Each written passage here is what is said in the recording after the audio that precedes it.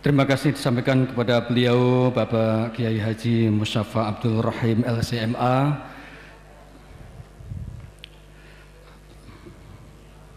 pengurus Pusat IKD Jakarta. Mudah-mudahan bermanfaat dan barokah untuk kita semuanya. Allahumma amin. Dan mari kita simak bersama kajian yang kedua yang akan disampaikan oleh beliau Bapak Dr. Haji Amron Suadi MH dari Surabaya. Kepada beliau Bapak Dr. Haji Amron Suadi MH, waktu dan tempat kami persilakan.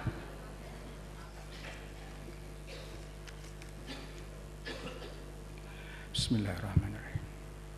Assalamualaikum warahmatullahi wabarakatuh.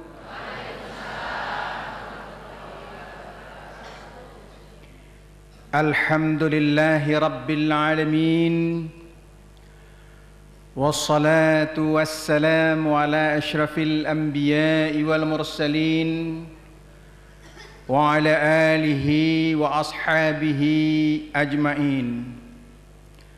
Rabbi shrah li sadri wa yassir li amri wahlul 'uqdatam min lisani yafqahu qawli.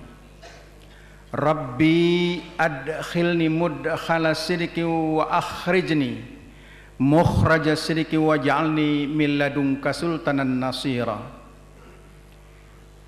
Marilah kita bersama-sama mengucapkan puji syukur kehadirat Allah Subhanahu wa taala. Alhamdulillahi rabbil alamin. Karena kita masih diberikannya kesempatan, kelapangan waktu, sehingga kita dapat berhadir bersama-sama di masjid yang penuh berkah ini. Mudah-mudahan kita semua, kulo panjenengan sami, jadi bisa sedikit-sedikit ya, saged mlebet teng swarga Gusti Allah Subhanahu wa taala. Karena ini adalah Baitullah, ini adalah rumah Allah yang ada di Kediri. Ini rumah Allah ini. Kemudian tak lupa salawat beriring salam keharibaan junjungan kita Nabi besar Muhammad sallallahu alaihi wasallam, yang kita berharap insyaallah, mudah-mudahan karena kita ini mencintai Rasul, kita kelak mendapatkan syafaat daripadanya di yaumul qiyamah. Amin amin ya rabbal alamin. Para alim ulama, bapak-bapak, ibu-ibu, khusus kepada Ustadz kita dari DPP IKD Pusat yang tadi telah memberikan tausiah kepada kita. Kemudian seluruh jamaah yang berhadir maupun yang tidak berhadir tapi mendengar mungkin lewat radio IKD, lewat radio Andika. Mudah-mudahan Allah Subhanahu wa taala melipat gandakan pahalanya. Amin amin ya rabbal alamin. Bapak dan Ibu jamaah sekalian, kalau pada pengajian yang lalu saya menjelaskan tentang hal-hal yang berkaitan dengan kita bersikap atau kita berbuat untuk agama Allah ini, maka pada kali ini kita mencoba untuk berupaya bagaimana agar kita tetap istiqamah. Kenapa ini perlu saya angkat? Ada gejala Bapak dan Ibu, ada gejala. Apa gejala? Tanda. Iya, tanda-tanda kelemahan akidah. Pelemahan akidah di kalangan umat Islam. Saya membaca hasil hitungan statistik keagamaan. Di Indonesia ini umat Islam semakin berkurang. yang naik umat Nasrani. Sangat signifikan. Dan memang saya juga baca di beberapa daerah ada sentra-sentra pemurtadan. Di Bekasi, di Garut, di Jawa Tengah. Ada daerah-daerah yang dulu Islam sekarang menjadi non-Islam. Pemurtadan, terutama daerah-daerah miskin. Akidah dilemahkan. Ini membahayakan Bapak dan Ibu jamaah sekalian. Oleh sebab itu, yang pertama, bagaimana caranya? Menganggap bahwa agama itu semuanya sama. Woi, agama ini kan serupi mawon. Agama niki pun sae, sing niki juga sae. Sami-sami mlebet teng swarga. Saya bilang ndak bisa begitu. Kalau ada orang Islam yang menganggap bahwa agama itu semuanya sama, maka orang Islam itu rusak akidahnya.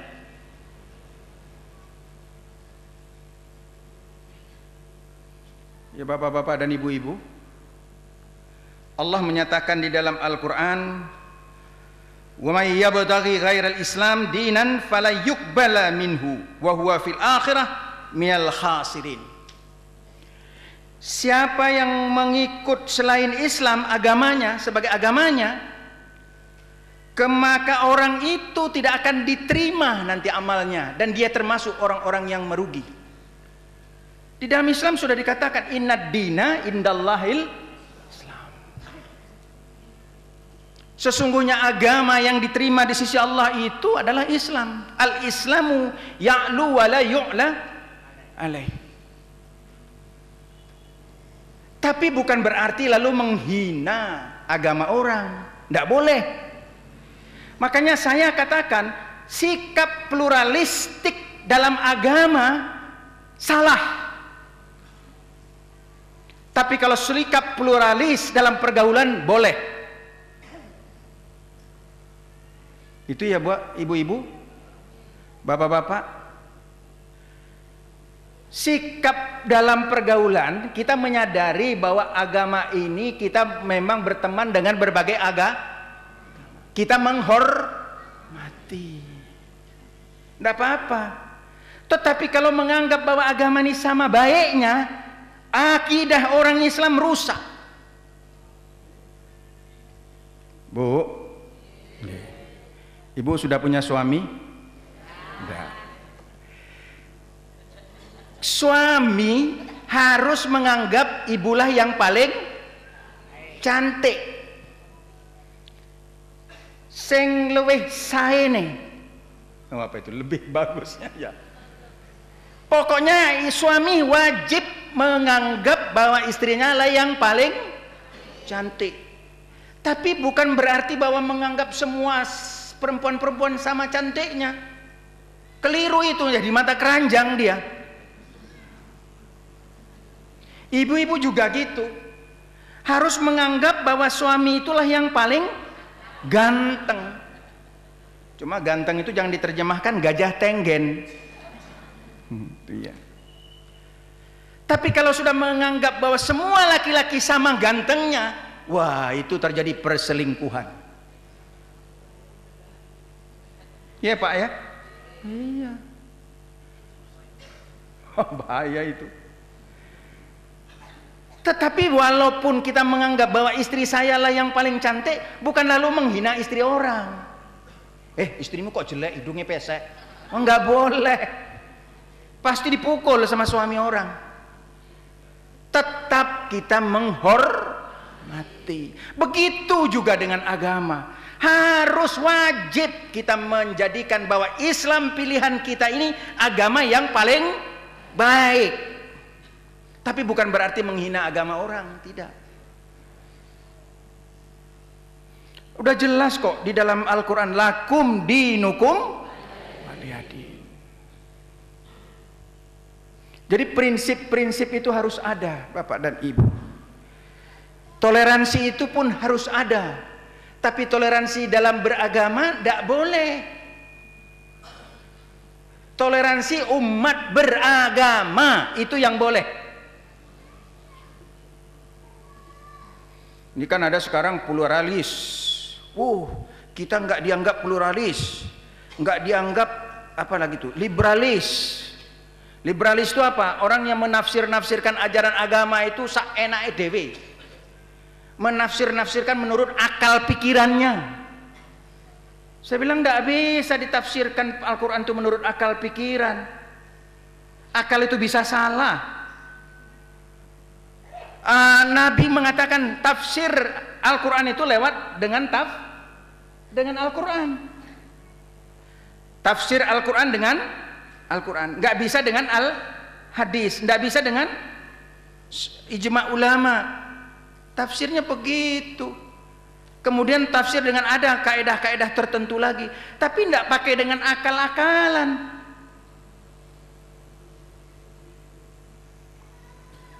Sering itu kadang-kadang begini, Bu. Ini ibu-ibu ya. Sekarang ini kan dikemukakan orang isu gender ya, Bu ya. KDRT. Kekerasan dalam rumah tangga. Kalau begitu bisa ngelawan suami. Protes.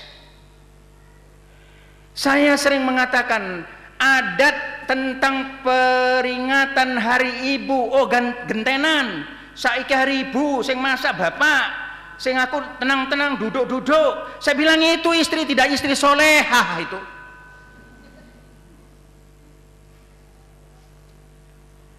Pendangkalan akidah, Pak.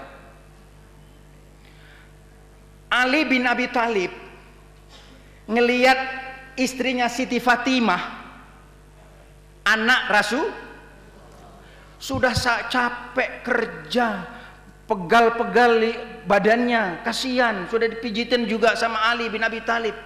Lalu dibisikkan oleh Ali, mintalah sama ayahandamu supaya dicarikan pembantu rumah tangga. Lalu Siti Fatimah datang kepada Rasulullah, ya ayahanda, kalau bisa tolong carikan saya yang bantu di rumah. Apa kata Rasulullah? Kau ingin dikurangi pahalamu, karena kalau dibantu oleh orang lain kau dikurangi pahalamu, mau? Akhirnya pulang Siti Fatimah, tidak dapat perkenan dari Rasulullah. Kenapa? Karena mengabdi dalam rumah tangga itu merupakan lautan pahala. Sekarang kan ada itu pendangkalan akidah, kalau saya bilang. Kan pernah saya sampaikan, seorang istri, ya Bu ya, seorang istri gawe teh sama suaminya, lalu suaminya minum teh itu dengan sukacita, untuk pahala sami dengan dia melaksanakan sholat 1 tahun lamanya. Masya Allah. Makanya gawe teh ya Bu ya.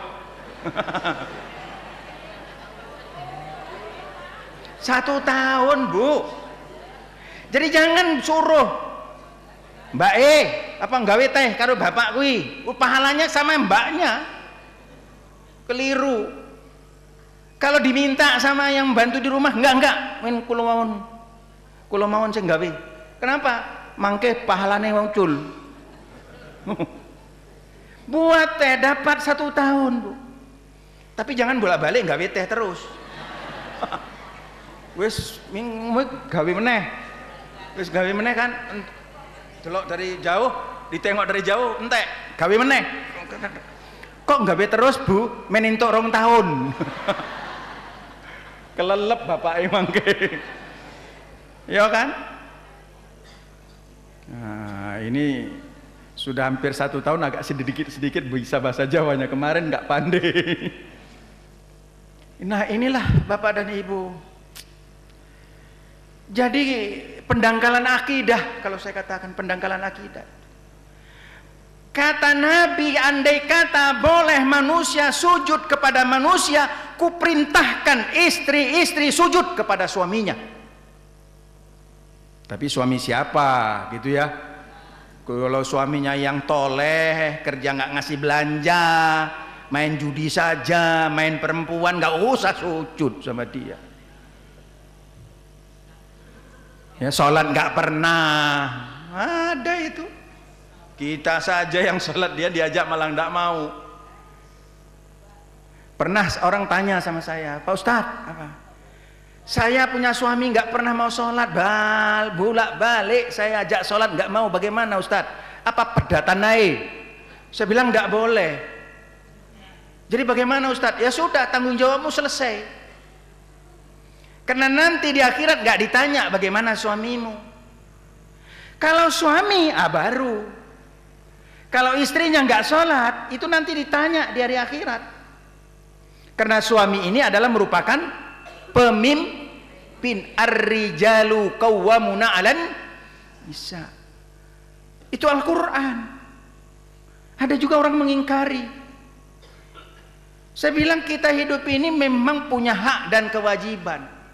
Dan Allah sudah menunjukkan bahwa ini fungsi laki-laki suami, ini fungsi perempuan sebagai istri. Sudah ada pembedaannya. Jangan dengan isu gender ini mau semua sama. Keliru saya bilang. Nanti laki-laki suruh panjat kelapa, perempuan manjat kelapa. Banyak saya nonton, sekogi sore apa saja yang manjat pakai rok pula. Aduh, tuh.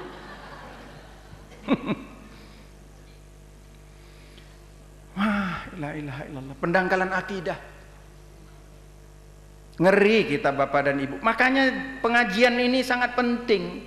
Saya akan kemukakan nanti kenapa pentingnya itu. Makanya diminta kepada kita istiqomah.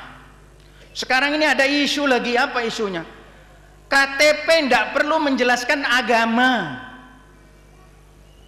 Waduh, ket biyen ono KTP kok agamane Islam, agamane Katolik, Protestan, Hindu, ada. Kok sekarang tahu-tahu mau dihilangkan? Kenapa? Orang agama itu tidak penting. Saya bilang keliru kalau orang menganggap agama itu tidak penting. Yang menyelamatkan kita ini apa? Agama. Orang ini kalau tidak punya agama, tidak ada sudah. Habis. Kenapa? Karena memang inilah kita ini seperti yang kajian kita yang lalu apa saya katakan. Hidup ini berapa lama kali ya Bu ya?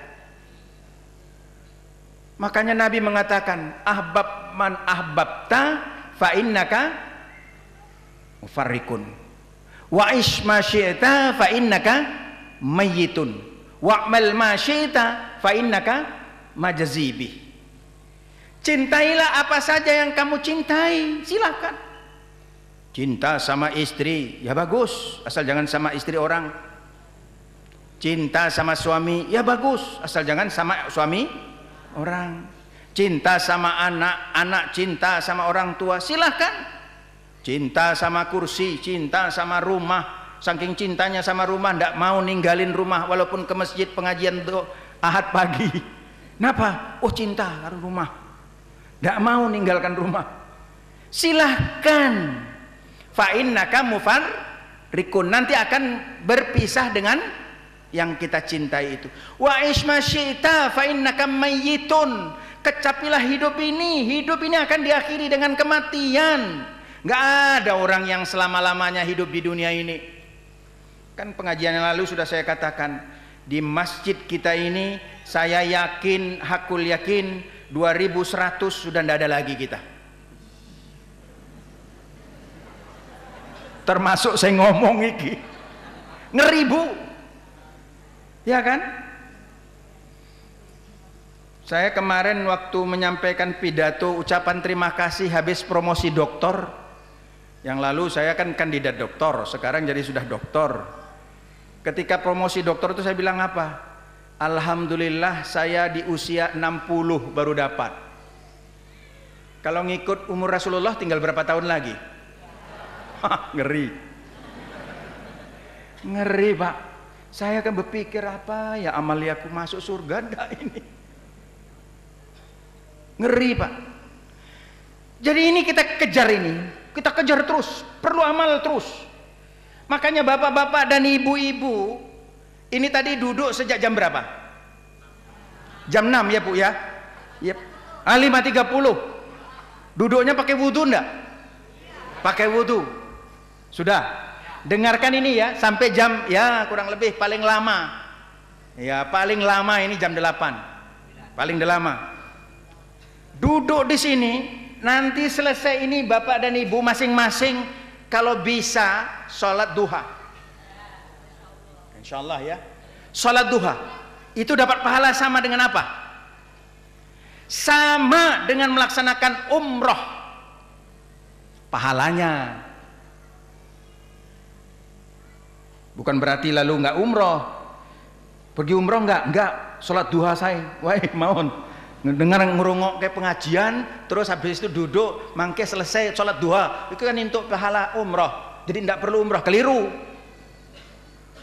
Umroh ya tetap, tapi kita dapat pahala Ini kan dalam rangka mencari. Sudah dapat pahala umroh, dapat lagi pahala apa lagi Bapak dan Ibu? Apa lagi? Sholat sunat.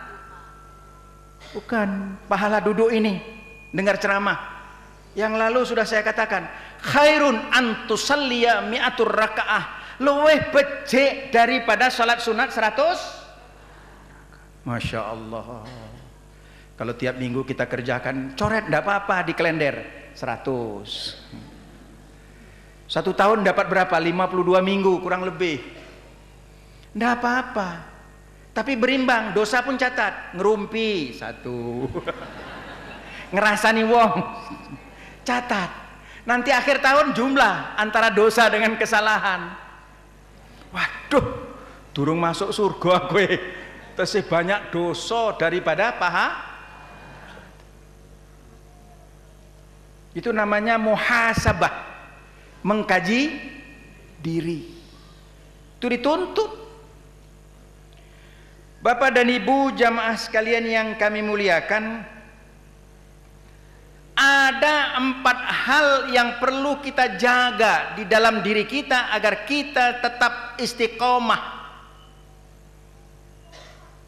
Istiqomah itu apa? Ajek, tegak lurus, tetap istiqomah namanya. Saya pernah secara guyon-guyon, gimana ya, orang Islam ini belum apa-apa, saya bilang khutbah nikah sudah dibilang bahwa istrinya kawin dengan 3 orang. Kenapa? Nanti bentuklah keluarga yang sakinah, mawaddah, warahmah. Itu kan 3. 1 Siti Sakinah, 1 Siti Mawaddah, yang 1 Siti Rahmah. Buat keluarga dengan Siti Sakinah. Itu guyon-guyon ya Pak ya dia. Saya kan pernah begini ya, Ibu kan udah penat ini ya, dari jam 4:30. Kita relax saja. Jadi pernah ketika ada orang Sumatera, saya ini bilang sama orang Sumatera, kenapa orang di Jakarta itu banyak yang dari Sumatera, dari Medan terutama, tukang tambal ban. Pinggir jalan tukang tambal ban. Itu biasanya orang Medan. Karena pada waktu dia ke Jakarta, dia lihat gedung tinggi-tinggi. Lalu dia tanya, kebetulan dia tanya kepada orang Jawa, Mas, saya mau numpang tanya, yang punya gedung tinggi ini siapa? Kirangan. Oh, Kirangan. Wah, ya betul Kirangan. Lalu ada rupanya orang pembagian zakat. Ramai pembagian zakat. Mas, itu ada apa Mas? Orang bagikan zakat. Pemurah sekali ya. Iya, orang itu pemurah. Siapa yang pemurah itu? Kirangan. Sudah kaya si Kirangan ini, juga pemurah. Pulang dia ke Medan, ngajak istrinya. Ayo Bu, kita ke Jakarta. Kenapa? Di Jakarta itu ada orang kaya pemurah, mudah-mudahan kita ditampungnya. Siapa? Si Kirangan.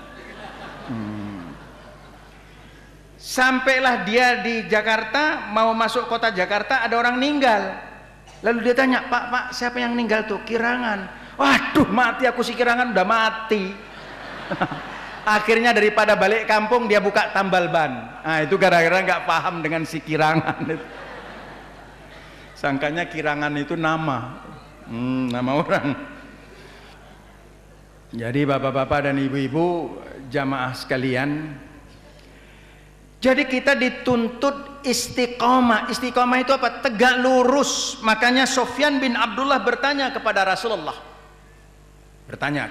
Ya Rasulullah, coba tunjukkan kepadaku satu kalimat pendek, tapi itu menunjukkan itulah hakikat Islam.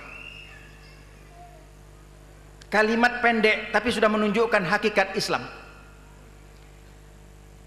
Lalu Rasulullah mengatakan, Qul amantu billah tsummas taqim.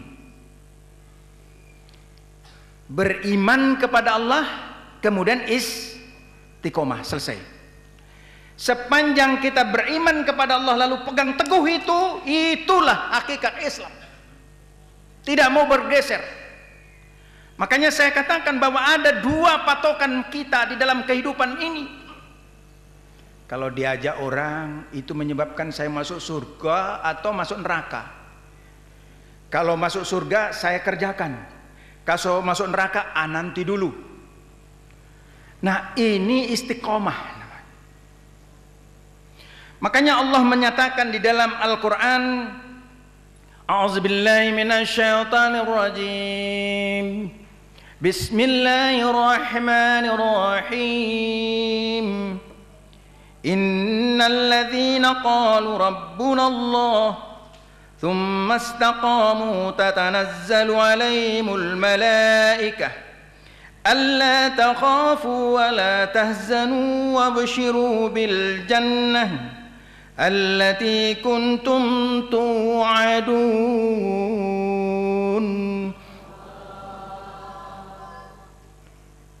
Jadi Allah menyatakan sesungguhnya orang-orang yang mengatakan Rabbunallah, Tuhan kami Allah, tsumastaqamu, lalu dia istiqomah, tetap teguh pendiriannya dalam keadaan bagaimanapun sekali, susah, senang, menderita, banyak musibah, dia tetap istiqomah. Tatanazzalu alaihimul malaikah, akan turun kepada orang itu malaikat-malaikat. Kepada siapa? Kepada orang yang istiqomah tadi, kepada orang yang teguh pendiriannya dalam situasi bagaimanapun, penderitaan, kesusahan, kesulitan, kesenangan, dia tetap istiqomah, dia tetap teguh pendiriannya. Tatanazzalul malaikah, akan turun kepadanya para malaikat. Lalu apa? Oleh sebab itu alla takhafu wa la tahzanu, makanya jangan kamu takut dan sedih. Wabshiru bil jannah, beri kabar gembiralah kepada mereka. Kepada mereka siapa? Kepada mereka yang tidak takut dan tidak bersedih itu akan diberikan surga. Makanya Bapak dan Ibu, penderitaan itu jangan dianggap itu adalah merupakan beban.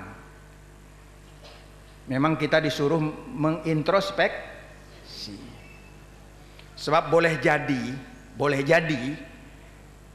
penderitaan itu, musibah itu karena kesalahan kita. Boleh jadi Allah negur.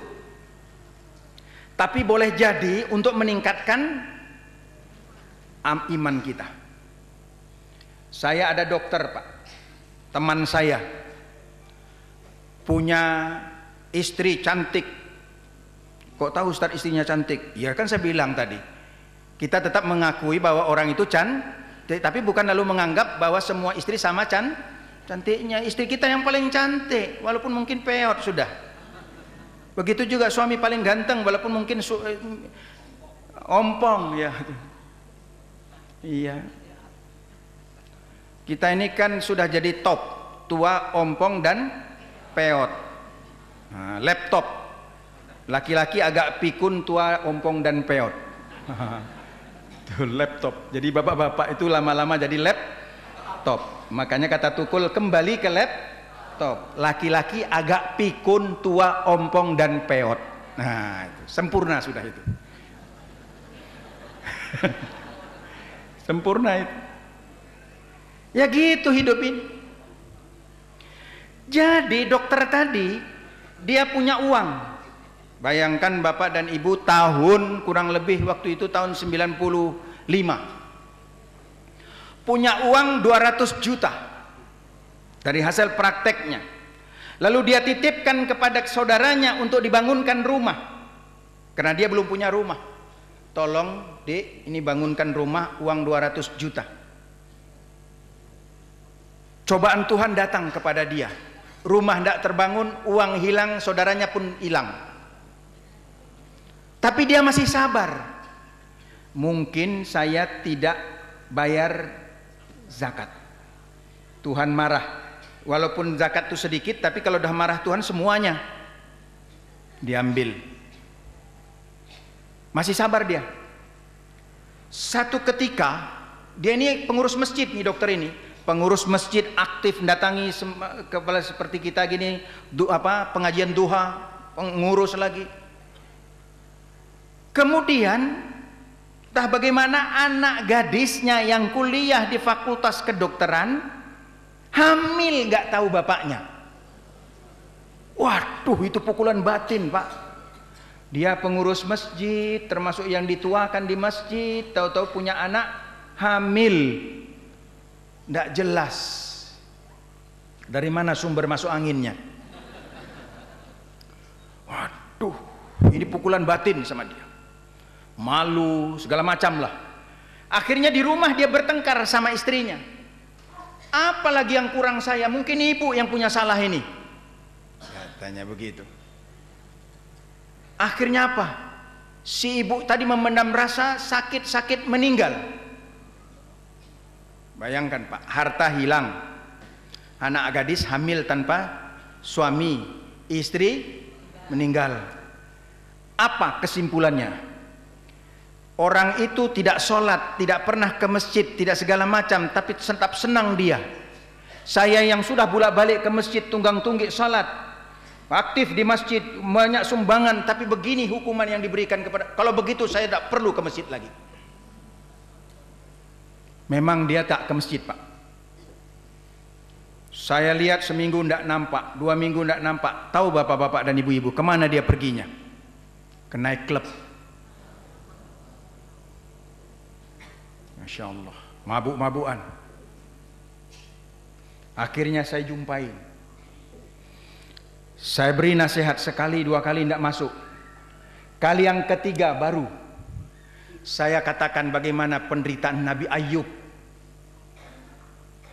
Hartanya habis, anaknya habis, istrinya lari, badannya kudisan.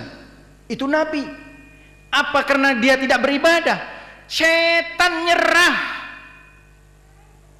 Kata setan kepada Allah, dia kan alim karena istrinya ada, cantik, bagus, hartanya banyak, anaknya banyak, sehat-sehat.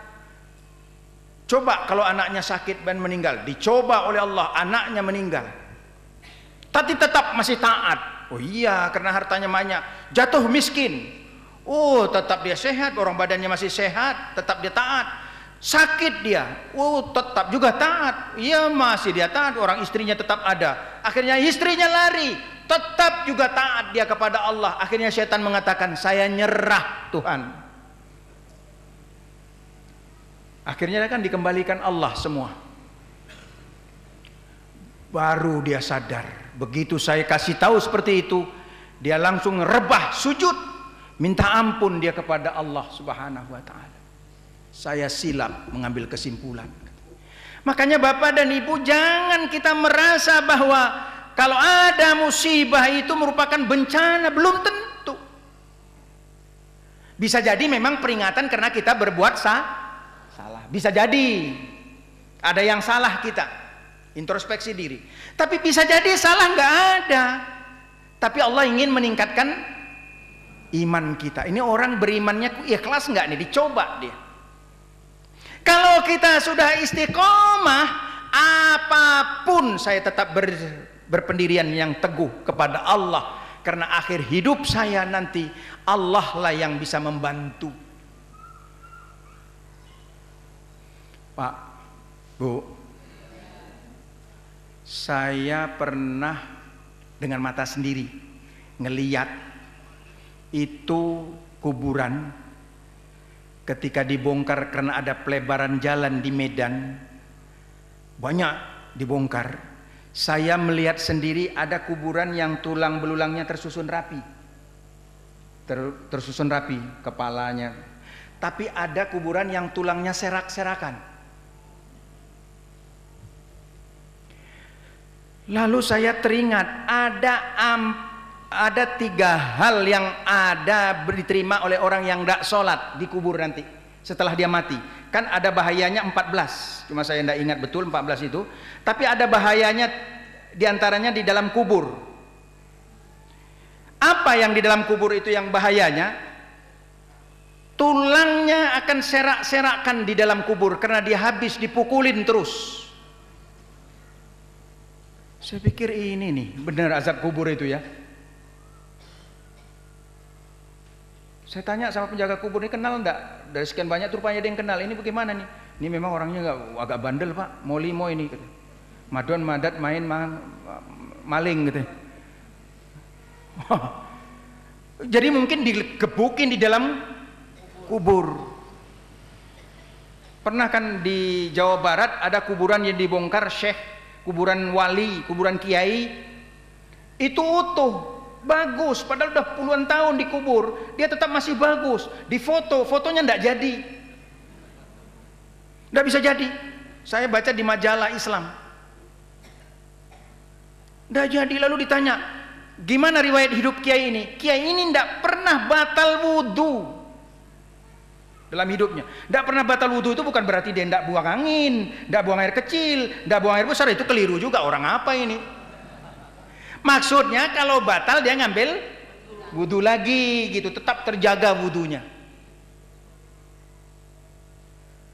Nah inilah Bapak dan Ibu, kalau kita lihat di dalam kubur itu, saya ngeliat sendiri itu, ya Allah, ngeri.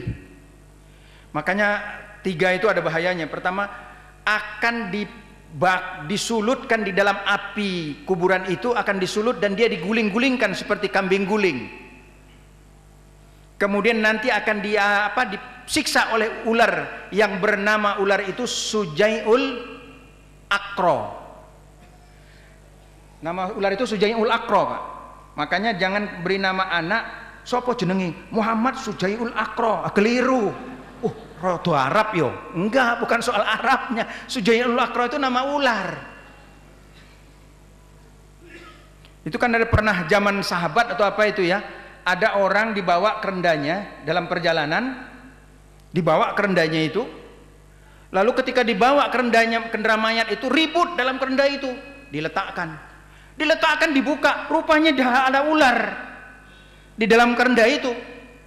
Golek pentungan ono ulo iki, kata orang. Mau dipukul, ditakdirkan Allah.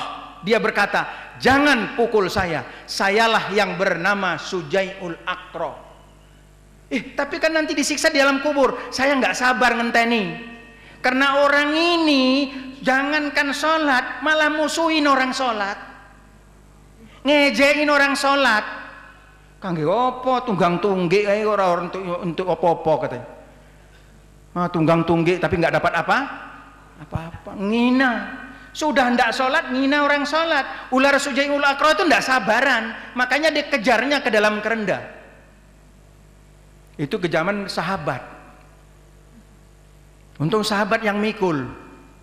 Kalau kita yang mikul, jangankan memperbaiki, lari semua ninggalkan mayat itu. Makanya Bapak dan Ibu jamaah sekalian, jadi kita disuruh untuk beristiqomah. Lalu bagaimana? Apa yang diperlukan untuk tetap istiqomah itu? Supaya kita ini istiqomah. Karena manusia ini kan iman itu yazid wal yangkus, ya kan? Kadang datang, kadang tinggi, kadang rendah. Ini nih. Iman itu kadang-kadang kita alim, kadang-kadang hilang alimnya. Itu. Jadi memang setan itu menggoda terus tuh. Ya Pak, Ibu ya. Udah pakai jilbab, alim waktu itu. Tapi sekali waktu malah berjilbab selingkuh. Saya bilang ya Allah ya Rabbi. Nah, yazid wa yankus, kadang tambah kadang kurang. Lalu bagaimana? Yang pertama harus ada al-wa'yu wal fahmus sahih. Al-wa'yu wal fahmus sahih. Apa itu? Membangun kesadaran dan pemahaman yang benar. Bangun kesadaran dan pemahaman yang benar. Itu lewat bagaimana? Menimba ilmu merupakan bahagian membangun kesadaran dan pemahaman yang benar. Makanya mendatangi majelis ini dalam rangka ini, Pak. Untung ada majelis taklim seperti ini. Tadi Ustadz kita dari Jakarta mengatakan bangun di musalla-musalla kita, pengajian-pengajian di daerah kita. Dalam rangka apa? Untuk membangun kesadaran dan pemahaman yang benar.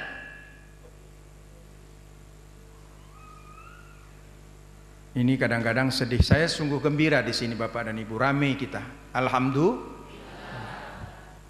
Saya kadang-kadang sedih lihat banyak sekali waktu duha, tapi orang sudah nonton dangdutan dahsyat, inbox macam. La ilaha illallah.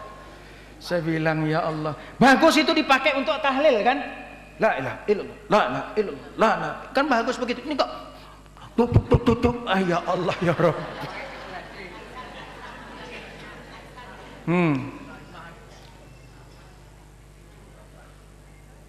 Soimah. Tapi bagus Pak soimah itu. Saya lewat di jalan apa tuh? Lewat Mojokerto, soimah. Sholat, istirahat, makan. Bagus juga itu. Orang Indonesia ini jago singkat-singkatan ya. Sholat, istirahat, makan, soimah. Jadi yang pertama al-wa'yu wal fahmus sahih. Kita membangun kesadaran lalu menambah pemahaman yang benar. Supaya agama ini jangan salah kaprah, Pak. Banyak orang kadang-kadang agama ini disalahkan. Makanya target kita memahami agama ini membawa kita ke surga atau tidak. Kalau macam-macam enggak usah. Oh, Arab sembuh penyakitnya, ya tak doain. Nanti didoakan malam datang ke rumah ya, buka baju segala macam ya, itu yang kejadian. Ustadznya malah ngumpulin pasiennya. Na'udzubillahi min. Ya Allah.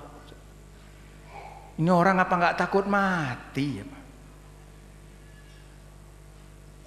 Saya bilang ada sesuatu yang pasti dalam hidup ini. Apa itu? Mati. Itu pasti.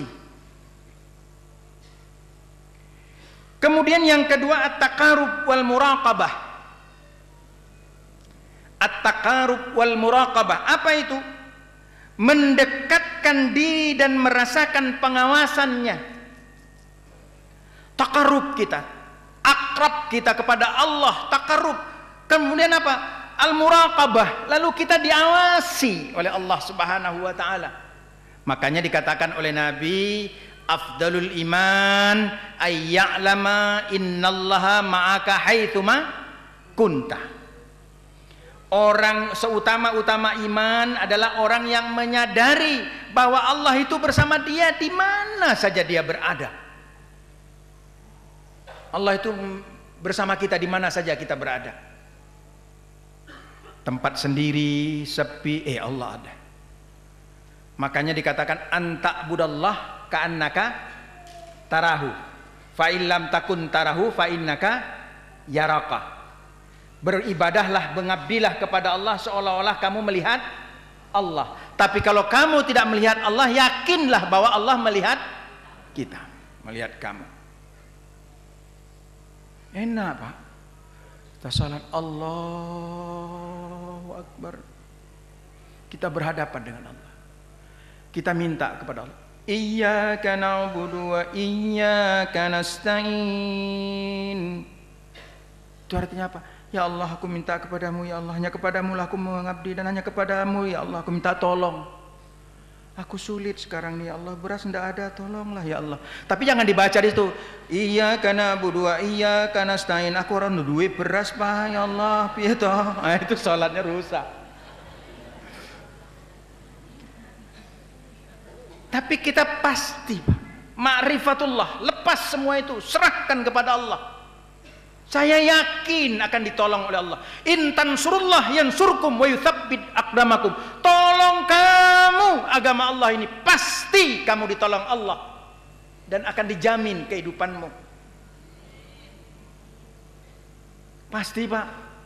Tidak ada yang nggak pasti sama Allah. Kalau kita menghadiri pengajian ini, menghidupkan pengajian seperti dianjurkan dalam rangka niat untuk menolong agama Allah, Allah akan tolong Bapak Ibu.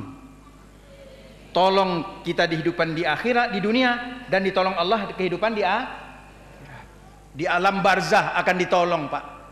Tadi sudah saya katakan, di alam kubur, alam barzah, kita akan disulut oleh api yang bernama, api itu akan menyulut kita seperti kambing guling, kemudian akan dipukul, kemudian kita akan disiksa oleh ular yang bernama Sujaiul Aqra. Itu berapa lama Bu? Sampai kiamat. Kapan kiamat? Kirangan. Nggak tahu. Umur kita cuma 60, tapi 60-nya full maksiat, bukan full musik, full maksiat. Nanti di dalam malam barzah sampai kiamat terus disiksa, nggak leren-leren, nggak ada hentinya. Terus aduh ya Allah, aku ratahan ya Allah, balikkan saya ke dunia, saya akan jadi alim. Nggak bisa. Walaupun umur kita mungkin 40, tapi 40 itu kita isi dengan amal ibadah. Orang yang dikuburkan tahun 1900 sampai sekarang kan masih di kuburan, tapi karena dia bebas dari azab kubur sampai sekarang masih tenang, dia enak menikmati, nggak mikirkan harga munggah, nggak mikirkan banjir, nggak mikirkan tanah longsor, nggak mikirkan pilkada, enak istirahat pensiun abadi. Tapi kalau disiksa, aduh Pak Allah, Allah, nyesal aku Tuhan, nggak bisa lagi. Ini kesempatan, berapa lama lah ini. Kemudian yang ketiga apa Bapak dan Ibu? Al-mulazamatus sahih, berteman dengan orang-orang yang soleh. Mulazamatus salihin. Mulazamatus salihin, berteman dengan orang soleh. Ini kan teman-teman kita ini orang soleh semua ini. Soleh itu kawannya toleh, toleh, toleh itu orang yang berpaling. Makanya bahasa Indonesia jadi Pak, oh, noleh dia. Bahasa Jawa noleh, toleh gitu. Bahasa Arab gitu. Tolah toleh, berpaling. Bertemanlah dengan orang yang soleh. Makanya Rasulullah mengatakan seseorang itu mengikuti agama kawannya. Karena itu perhatikan kepada siapa orang itu berteman. Makanya kalau kita suka bergaul sama tukang minyak wangi Bu, ya lumayan kadang-kadang wangi yo. Tapi coba berteman dengan tukang ikan asin, bau ikan asin. Nah itu. Makanya Bapak dan Ibu, bau itu tergantung kepada temannya.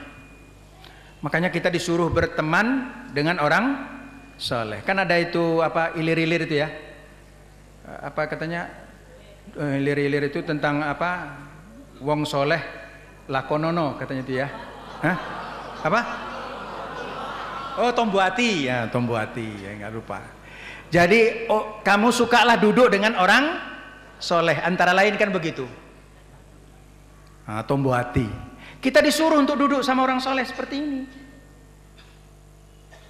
Itu salah satu untuk menjaga istiqomah.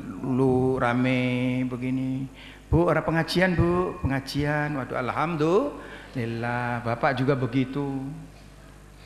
Kemudian yang keempat apa?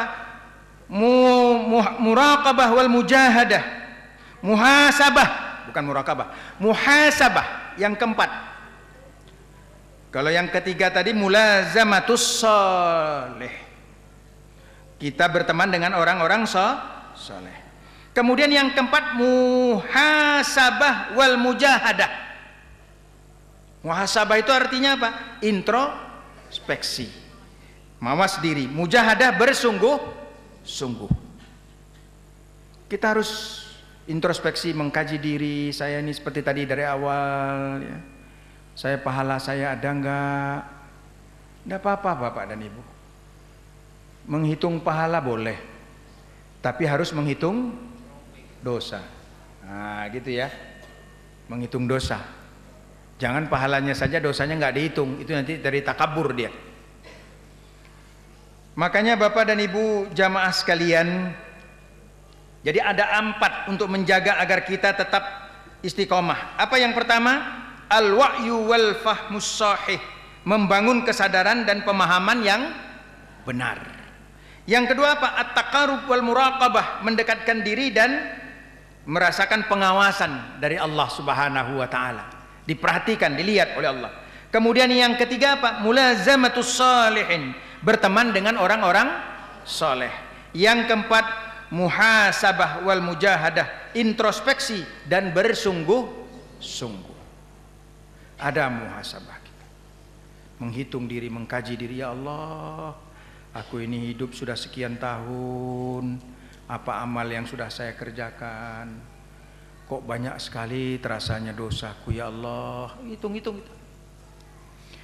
Bapak dan Ibu jamaah sekalian, lalu apa ciri khas daripada orang yang istiqomah ini? Tanda-tandanya apa? Tanda-tandanya itu pertama, gak mau makan yang haram atau yang tidak benar, gak mau dia. Makanya kalau dia lihat makanan, halal gak makanan ini? Sekarang ini banyak Bapak dan Ibu, makanan kelihatan halal tapi haram. Allah menyatakan dalam Al-Quran, ya ayyuhalladzina amanu la ta'kulu amwalakum bainakum bil batil. Wahai orang-orang yang beriman, jangan kamu makan harta di antara kamu dengan yang batil. Haram itu ada 2. Haram lissifati dan haram lizzati. Sifatnya haram. Contohnya bagaimana? Sifatnya haram. Beli beras dengan uang curi, berasnya jadi haram. Sendal halal, tapi pulang dari masjid nggawa sendal sing anyar, sing duwe wong liya, itu sendalnya jadi haram. Itu haram lisifati namanya. Sifatnya haram. Jangan, makanya ada salah kaprah. Saya kan ngamalkan pendapat Ustadz. Kenapa? Karena Ustadz bilang, ambillah yang baik-baik, tinggalkan yang buruk-buruk. Wah, pulang ditengoknya mana yang baik. Wah, ini sendalnya yang buruk ditinggal. Bukan begitu.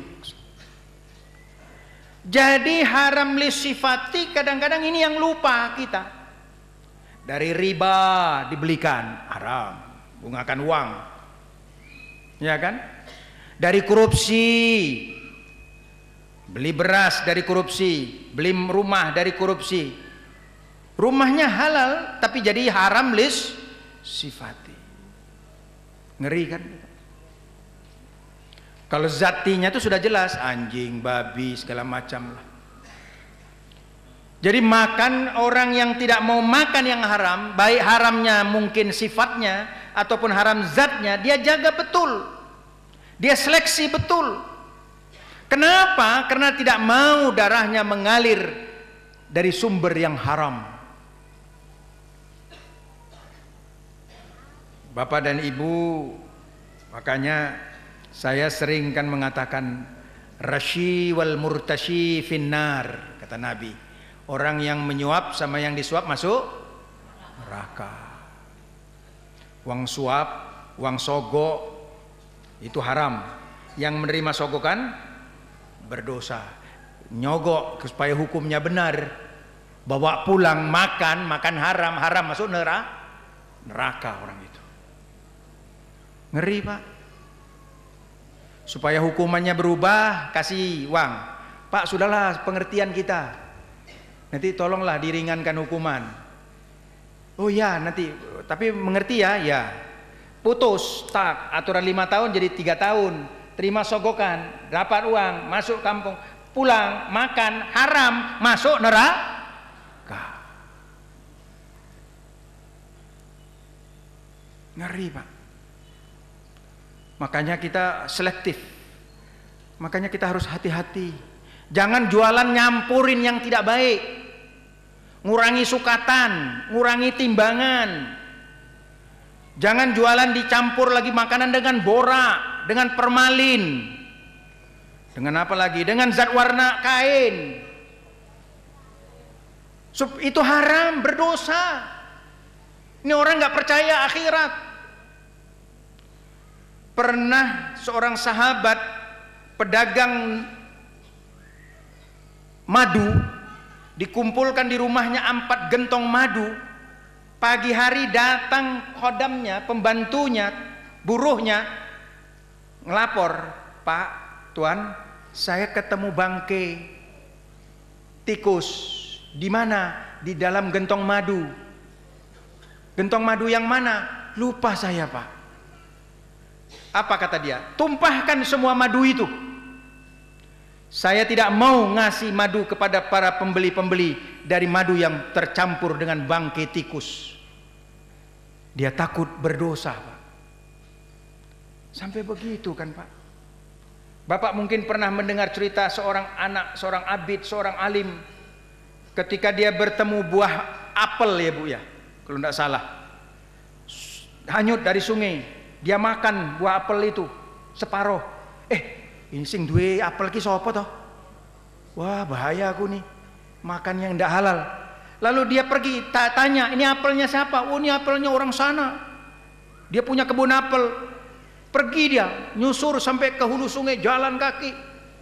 Sampai di sana dia bilang, Pak, saya nemu apel di hulu sungai sana, di dekat sungai sana. Lalu sempat saya makan separuh, Pak, tapi saya takut yang separuh ini menyebabkan saya masuk neraka. Tolong maafkan, Pak, apel ini. Apa kata yang punya apel? Saya tidak mau memaafkan. Tolong Pak, jangan tidak dimaafkan. Separuh ini menyebabkan saya masuk neraka, Pak. Boleh saya maafkan, tapi kawin dengan anak gadis saya.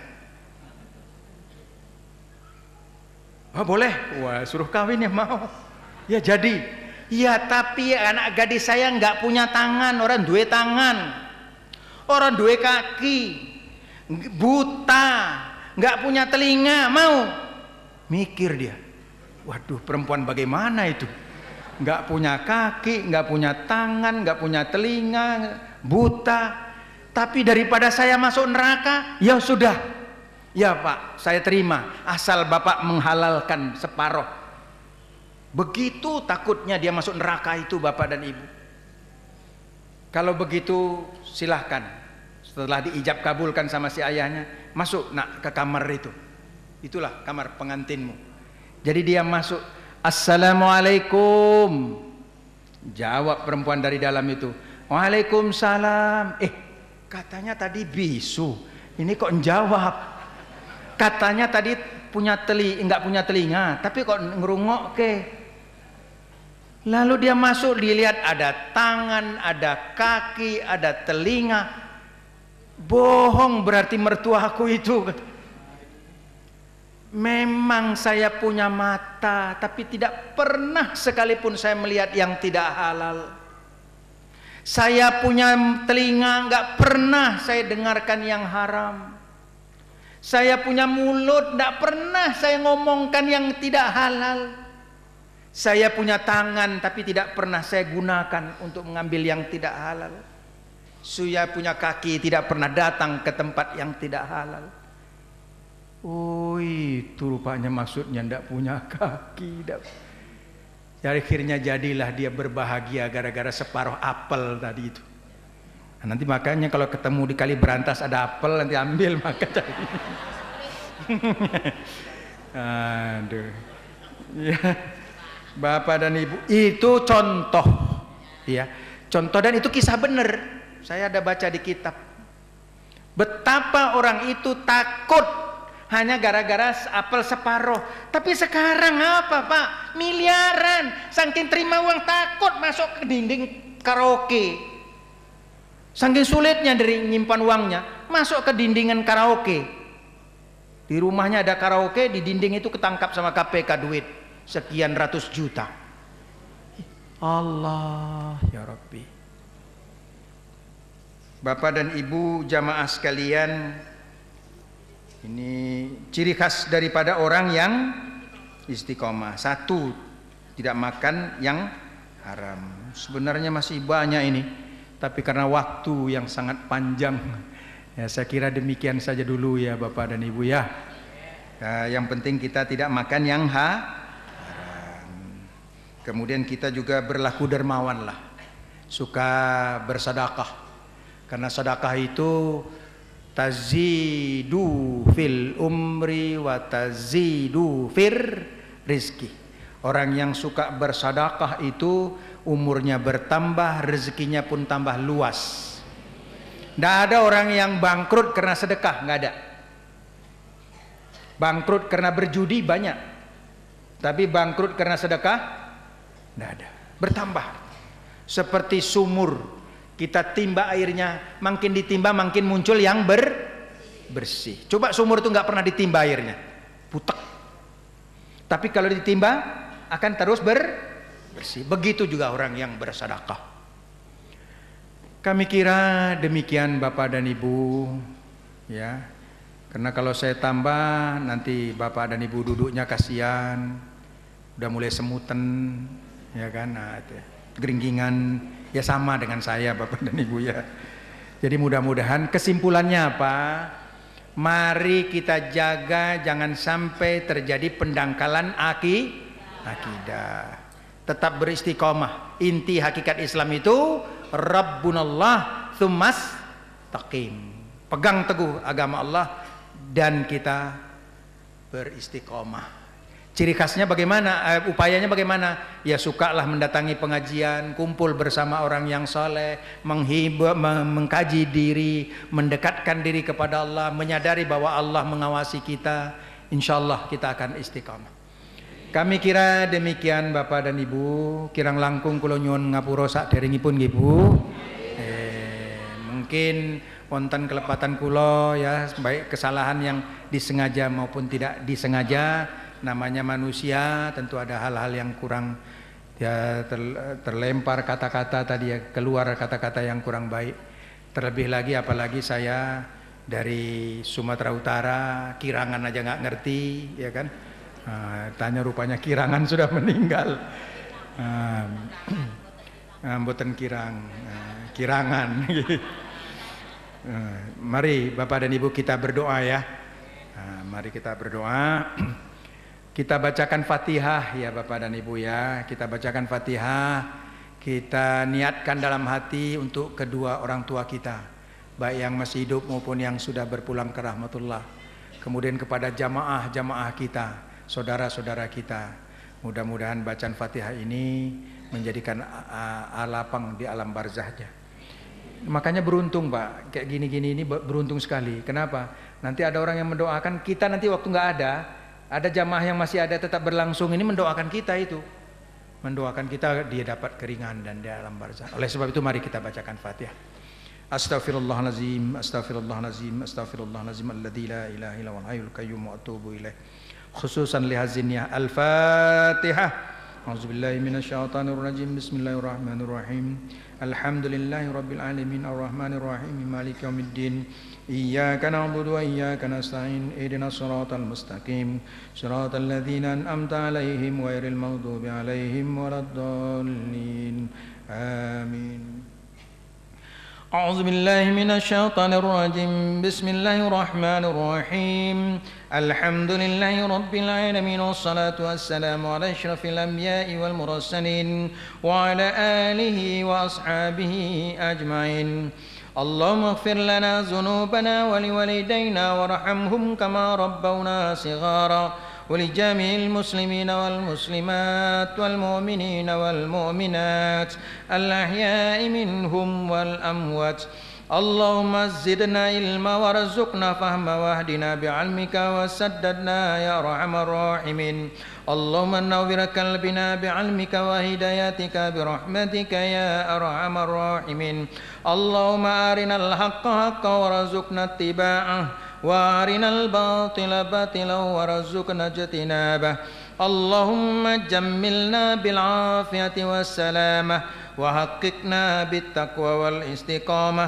وأعذنا من موجبة الندامة يوم القيامة برحمتك يا أرحم الراحمين اللهم افتح لنا أبواب فضلك وأبواب جنتك وأبواب رحمتك وأبواب رزقك وأبواب الصحة وأبواب السلامة وأبواب العافية لنا وأهلنا وثم خصوصا لهذه الجامعة pengajian duha minggu birahmatika ya arhamar rahimin اللهم اجعل جمعنا هذا جمعا مرحوما وتفرقنا من بعده تفرقا مقسوما ربنا آتنا في الدنيا حسنة وفي الآخرة حسنة وقنا عذاب النار وصلى الله على سيدنا محمد وعلى آله وأصحابه أجمعين سبحان ربك رب العزة عما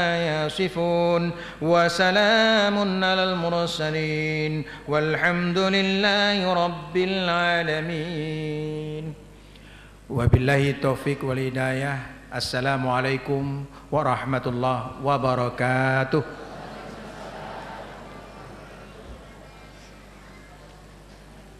Disampaikan banyak-banyak terima kasih pada beliau Bapak Ustadz Dr. Haji Amron Suadi MH dari Surabaya. Mudah-mudahan menjadikan ilmu yang manfaat, barakah dan maslahah fiddin wa dunya wal akhirah. Allahumma amin. Dan mudah-mudahan akan depan kita bisa mengkaji kembali, dapat hadir di majelis dalam rangka kajian ilmu yang akan disampaikan langsung oleh Bapak Dr. Kiai Haji Ahmad Mujayid, Ketua MUI Malang. Allahumma amin. Dan yang kedua pengumuman adalah insya Allah tanggal 23 Maret 2014 diadakan pelatihan menghafal Al-Quran. Oleh karenanya para hadirin wal hadirat yang menghendaki ingin mengikuti training atau pelatihan menghafal Al-Quran yang insya Allah akan dilaksanakan tanggal 23 Maret 2014 bersama Ustadz Samsul Bahri dari Jakarta bisa mendaftarkan diri ke sekretariat.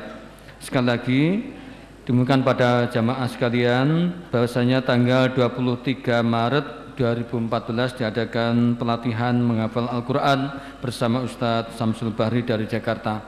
Oleh karenanya mulai sekarang bisa mendaftarkan diri ke panitia. Terima kasih. Sekali lagi insya Allah akan depan kajian ilmu akan disampaikan oleh Bapak Dr. Kiai Haji Ahmad Mujayid, Ketua MUI Malang.